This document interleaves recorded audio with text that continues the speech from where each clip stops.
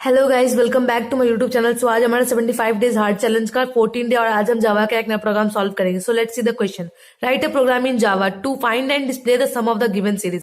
सो question में हमको बोला गया है कि हमें जावा में एक प्रोग्राम लिखना है जिससे हमें जो सीरीज दिया है उसका सम निकाल सके। Okay, so let's start the program. तो सबसे पहले हम इस सीरीज को ऑब्जर्व करते हैं। अगर हम इसे ध्यान से ऑब्जर्व करें तो हमें पता चलता है कि ये जो सीरीज है हम उसे ऐसे भी लिख सकते हैं 1/2 to the power 1 plus 1/2 to the power 2 plus 1/2 to the power 3 plus 1/4 to to the power 4 dot dot dot dot dot. कहां तक जाएगा ये हमारा एन टर्म्स तक। ओके, सो अगर हमें जो पावर है 1 2 3 4 2 के ऊपर उसे लूप वेरिएबल ले ले तो हम इसका सम निकाल सकते हैं। Okay, so let's start the program. सबसे पहले हम एक क्लास बनाएंगे।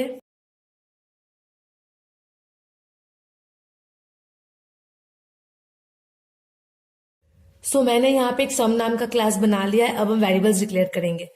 हम यहाँ पे इन डेटा टाइप का दो वेरिएबल डिक्लेयर करेंगे। पहला आई जो कि लूप का वेरिएबल होगा, दूसरा एन जिसके अंदर हम ये लास्ट एंड टर्म स्टोर करेंगे। ठीक है, अब हम एक डबल डेटा टाइप का वेरिएबल बनाएंगे दैट इज एस जिसके अंदर हम सम स्टोर करेंगे और उस एस को हम इनिशियलाइज करते हैं 0 के साथ।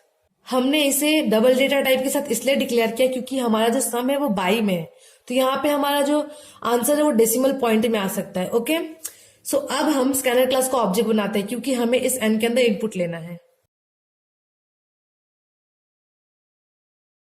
अब हम यहाँ पे एक स्टेटमेंट लिख देते हैं कि enter the value of N.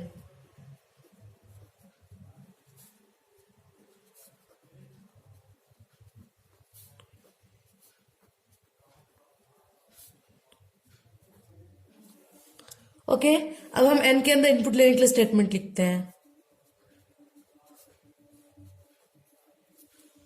This is done. तो अब हम अपना लूप शुरू करेंगे। फॉर लूप लिखेंगे हम। ओके, फॉर सबसे पहले आई को इनिशियलाइज करेंगे हम 1 के साथ क्योंकि हमारा सबसे पहले पावर में जो लगा हुआ है वो 1 है। ठीक है, लूप हमारा कहां तक रन करेगा? लास्ट टर्म है हमारा एन, तो लूप हमारा एन टाइम्स रन करेगा। So i is less than equal to n. Okay, i किससे इंक्रीमेंट हो रहा है? 1 के साथ। सबसे पहले पावर में 1 फिर 2 फिर 3, इसलिए हम आई को इंक्रीमेंट करेंगे 1 के साथ यानी i plus plus. This is done. अब हम अपना सम लिखेंगे। Sum is equal to s plus 1.0 by, यहां पे क्या दिया हुआ है? ये 2 के ऊपर पावर लगा हुआ है। सबसे पहले 1 का, 2 का, फिर 3 का, फिर 4 का। हमें 2 के ऊपर पावर लिखना है, इसलिए हम यहाँ पे एक फंक्शन का यूज करेंगे डेट इज मैट डॉट पाव, जिससे एक नंबर के ऊपर पावर लग जाता है। ओके, और ब्रैकेट में लिखेंगे 2 आई, यानी 2 के ऊपर आई का पावर लगेगा, जो भी वैल्यूज रहेगा आई का उसके साथ। Okay, this is done. अब हम इस एस को प्रिंट करवा देंगे।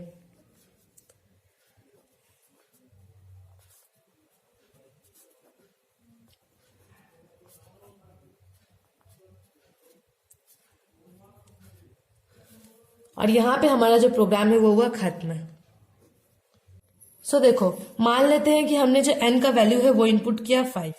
ठीक है, यहाँ पे जो लूप है वो रन होगा। ठीक है, सबसे पहले आई का जो वैल्यू है वो 1 है। कंडीशन चेक होगा i is less than equal to n है, यानी जो कंडीशन है वो फिलहाल ट्रू है। आई जो है 5 से छोटा है। लूप के अंदर जाएगा, एस के अंदर क्या स्टोर होगा? S is equal to s plus, s का लास्ट टाइम वैल्यू क्या था? 0। एस के अंदर क्या स्टोर होगा? 0 plus 1 by math dot power 2 to the power 1, यानी 2 टू द पावर आई का वैल्यू है फिलहाल 1, यहाँ पे होगा 2 टू द पावर 1। ओके, ये हुआ। 0 के साथ ये प्लस हो जाएगा तो यही आएगा। एस के अंदर स्टोर हुआ 1/2। राइट, ठीक है, एस का प्रेजेंट वैल्यू ये है। फिर से यहाँ पे जो आई का वैल्यू बढ़ेगा, है ना, आई का वैल्यू से बढ़ के हो जाएगा 2। ठीक है, आई प्लस प्लस, इसलिए आई का वैल्यू 1 के साथ बढ़ेगा और बढ़ के हो जाएगा 2।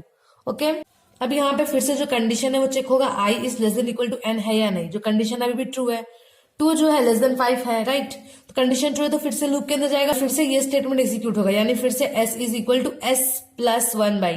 अच्छा, तो एस का लास्ट टाइम वैल्यू था 1/2, तो इस बार इसके अंदर क्या स्टोर होगा? S is equal to s, यानी 1/2 plus 1 by math dot power, यानी 2 to the power i. I का प्रेजेंट वैल्यू इस बार 2, तो 2 टू द पावर 2। राइट, मतलब इस बार स्टोर होगा ये, मतलब एस के अंदर इस बार स्टोर होगा 1/2 प्लस 1/4, है ना।